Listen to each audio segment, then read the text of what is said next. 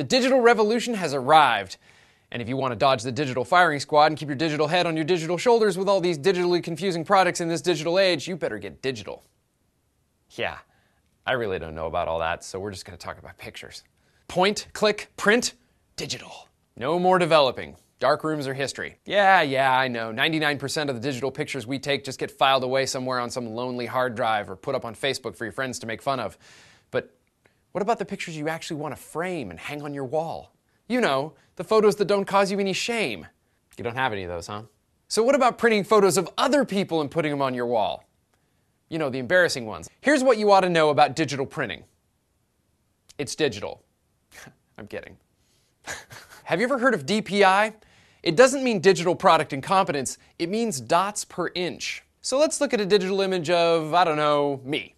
When you zoom right in on my eyeball, you can see the pixels, little individual blocks of color. Now, when the inkjet printer prints out the picture, instead of making a little colored square, it squirts out a little dot of ink. If it puts those dots closer together, you get a sharper, smoother image. If it spaces them farther apart, the resulting image is grainy. Photograph quality for an inkjet printer is typically between 200 and 400 dpi or better, while the images that are on the internet are usually around 72 dpi. Yes, this is the reason why pictures printed from your friends' websites look dumpy. But isn't digital always high quality? Pixels are really important. More pixels in an image means you have more information, and you can print them closer together. If you start with a small image, like 300 pixels by 150 pixels, you can change the DPI all you want, but it won't print well. Even if you take it to the store, it won't look good, because the digital information just isn't there. And the more you blow it up, the worse it will look. If you have image editing software like Adobe Photoshop, you can adjust the dots per inch without changing the pixel size of the image. It just makes it print smaller and cleaner, or bigger and nastier. I say go for big nasty, because it's digital. The kind of paper you choose makes a difference too. Photo paper can hold those little ink squirts together closer, whereas normal paper lets them bleed out a bit and smears up the image.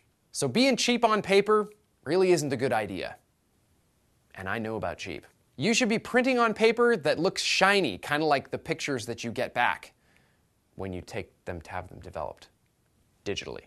So now you've learned a new acronym, you know a little bit more about how DPI works, and hopefully you can survive the digital revolution.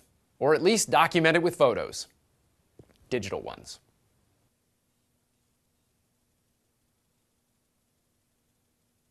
Nerd fact: digital comes from the Latin word for finger.